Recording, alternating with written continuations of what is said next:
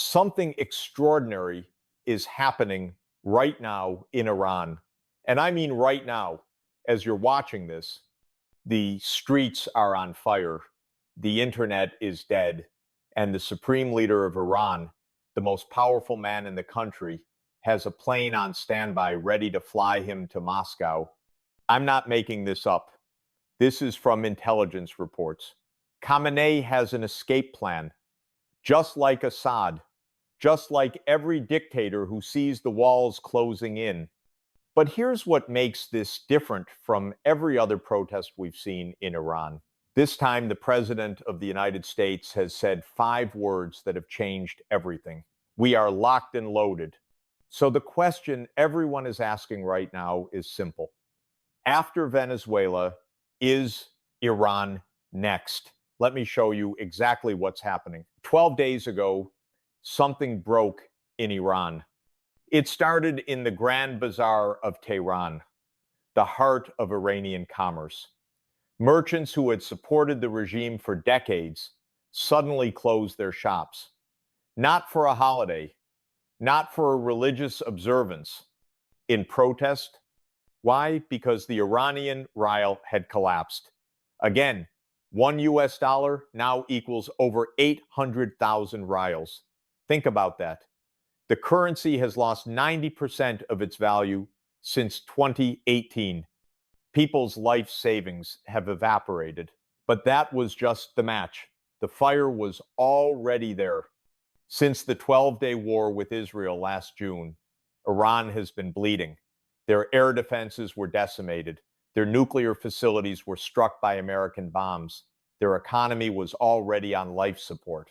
And now the people have had enough. What started as economic protests in Tehran has exploded into something far bigger.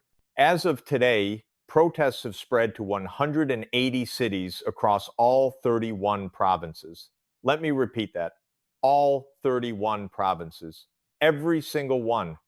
We're talking about millions of people in the streets, not just in Tehran, in small towns, in religious cities like Qom, even in Mashhad, Khamenei's hometown. And they're not chanting about bread prices anymore. They're chanting death to Khamenei. They're chanting death to the dictator. They're waving the old Iranian flag, the lion and sun, the flag of Iran before the Islamic Revolution. This isn't an economic protest anymore. This is a revolution. Now, let me tell you what the regime is doing about it. They're killing people. At least 62 people have been confirmed dead. Human rights organizations believe the real number is much higher. Some reports suggest over 200 killed. We can't verify that because the regime has done something unprecedented. They've shut down the entire internet, not slowed it down, not blocked certain sites, complete blackout, no internet, no international phone calls. Iran is a black hole right now. The only information getting out is through satellite links and smuggled videos. And what those videos show is horrifying. Security forces firing live ammunition into crowds. The Revolutionary Guard beating protesters in the streets. Besieged militias on motorcycles hunting down young people. A 6-year-old boy named Taha Safari was shot in the head. When his family went to the police station to find him, they showed them photos of dead bodies. Is this your son? That's how they found out he was dead. This is what the Islamic Republic does. This is who they are. For 45 years, this is how they've stayed in power. But something is different this time. On January 2nd, President Donald Trump posted 5 words that sent shockwaves through Tehran. We are locked and loaded. He wrote, if Iran shoots and violently kills peaceful protesters, which is their custom, the United States of America will come to their rescue. Now, think about the context. 4 days earlier, U.S. Special Forces had just snatched Nicolas Maduro out of Venezuela, the dictator who everyone said was untouchable, gone, in handcuffs, facing trial in New York. So when Trump says he's locked and loaded, people are paying attention. And Iran's response tells you everything about how scared they are. The Speaker of Iran's parliament immediately threatened that all American bases in the Middle East would become legitimate targets. The foreign minister warned that Iran's armed forces know exactly where to aim. The Supreme National Security Council said American interference would cause chaos across the entire region. This is not the language of a confident regime. This is the language of a regime that's terrified because they know what Trump did to Venezuela and they're wondering if they're next. Now, here's where it gets really interesting. According to intelligence reports published by the Times of London, Ayatollah Khamenei has a secret escape plan. They're calling it Plan B. If the protests spiral out of control, if the security forces start defecting, if the Revolutionary Guard refuses to fire on their own people, Khamenei is prepared to flee. His destination? Moscow, just like Assad. The plan includes Khamenei and about 20 close associates, including his son Mojtaba, who's been groomed as his successor. They've been gathering assets, properties abroad, and cash to facilitate what the intelligence report calls safe passage. Now, how much money are we talking about? Reuters estimated back in 2013 that Khamenei controls assets worth $95 billion. $95 billion. This is the supreme leader of a country where people can't afford bread. He controls a massive network called Setad, a semi-state conglomerate that owns everything from real estate to telecommunications to pharmaceutical companies, all of it off the books, all of it hidden from the Iranian people. And now he's preparing to take it all and run to Russia.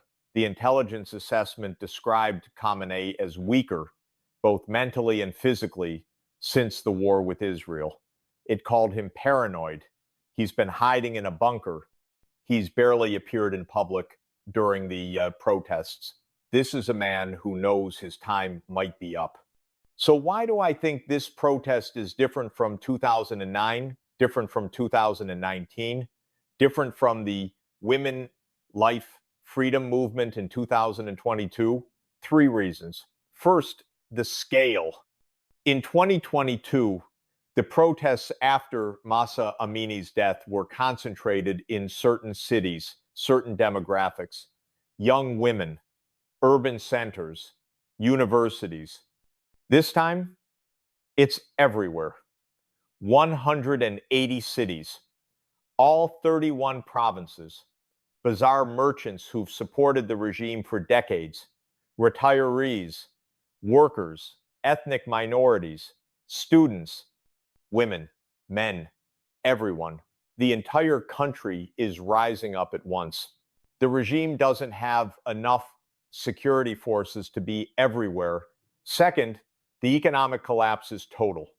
In previous protests, people were angry, but they could survive.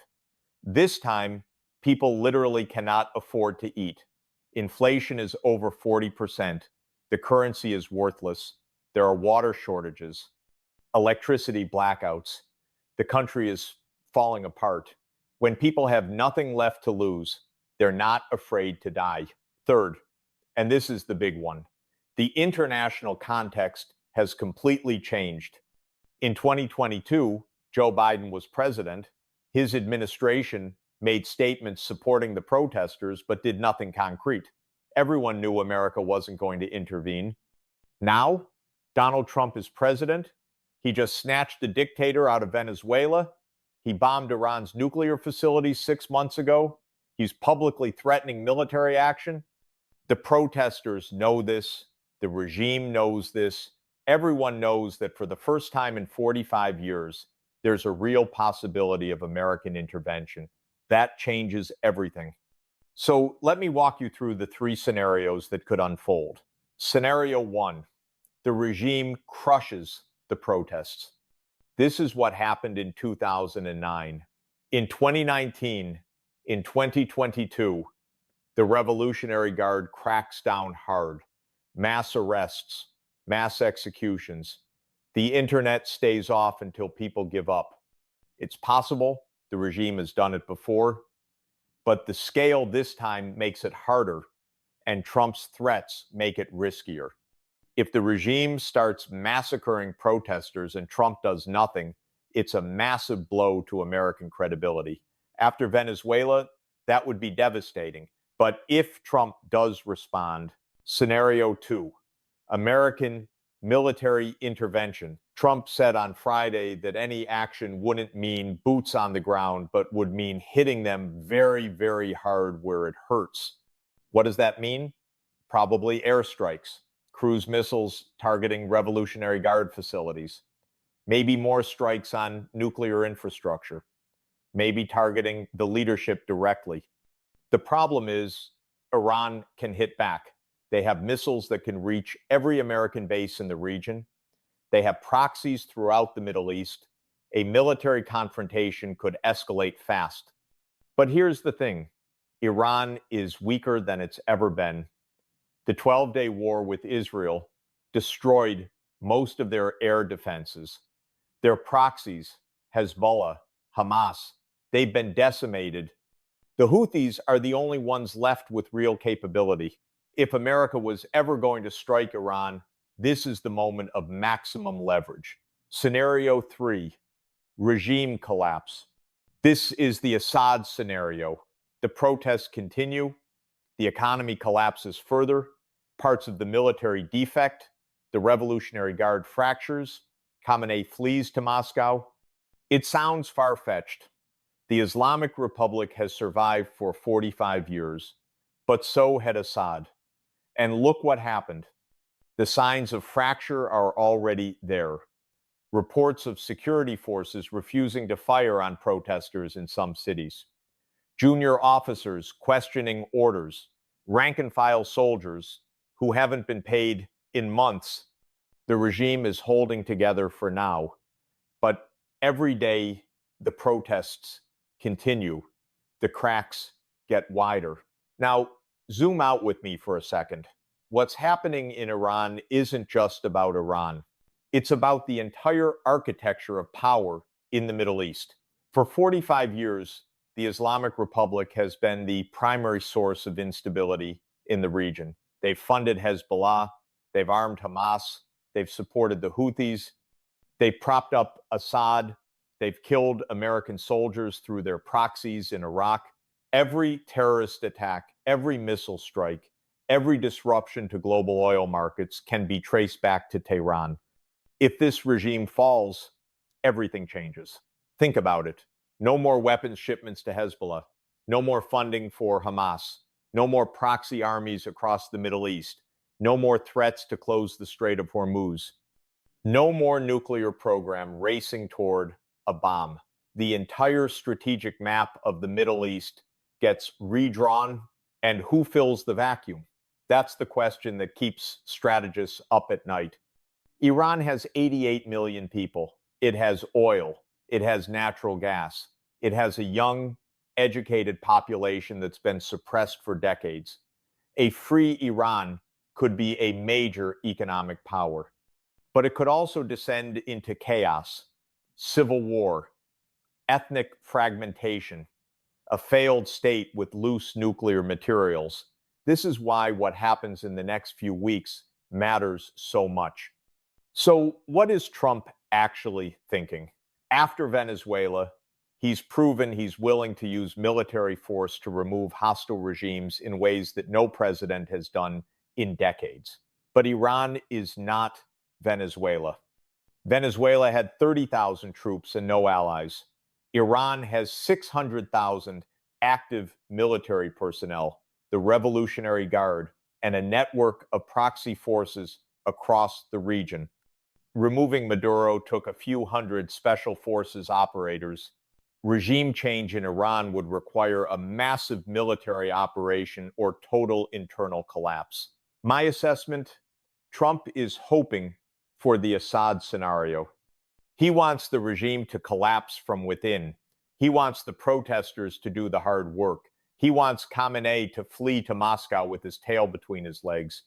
The threats of military action serve two purposes. First, they encourage the protesters. They tell them that this time America has their back. Second, they warn the regime that if they start massacring people, there will be consequences. It's coercive diplomacy.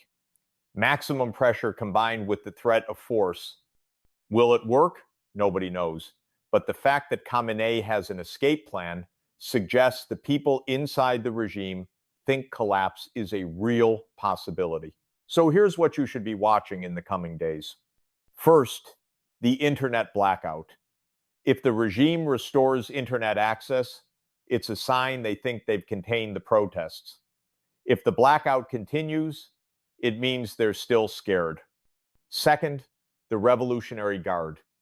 Any signs of fracture, any reports of units refusing orders, any defections, that's the beginning of the end. The regime survives because the Guard is loyal. If that loyalty cracks, everything falls apart. Third, Trump's next move. He's been threatening action if protesters are killed. Well, protesters have been killed, dozens of them. What does he do? Sanctions? Airstrikes? Nothing? His response will shape everything that comes next. Fourth, Russia. If Khamenei actually tries to flee to Moscow, that's the clearest signal that the regime is finished. Watch for any unusual movements, private jets, military transports, any sign that the leadership is preparing to run.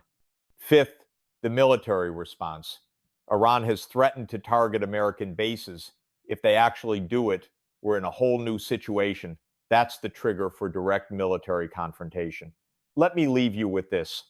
What we're witnessing right now could be one of the most consequential moments in Middle Eastern history since the Islamic Revolution itself. A regime that has terrorized its own people and destabilized the region for 45 years is facing its most serious challenge ever. The combination of economic collapse, popular uprising, and external pressure is unprecedented. If the Islamic Republic falls, it changes everything. The Middle East, global oil markets, the nuclear proliferation landscape, the balance of power between America and its rivals. If the regime survives, it will be more brutal than ever. The crackdown will be savage. The repression will be total.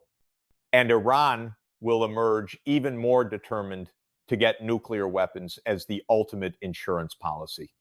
The people in the streets of Tehran and Isfahan and Shiraz and Mashhad know what's at stake.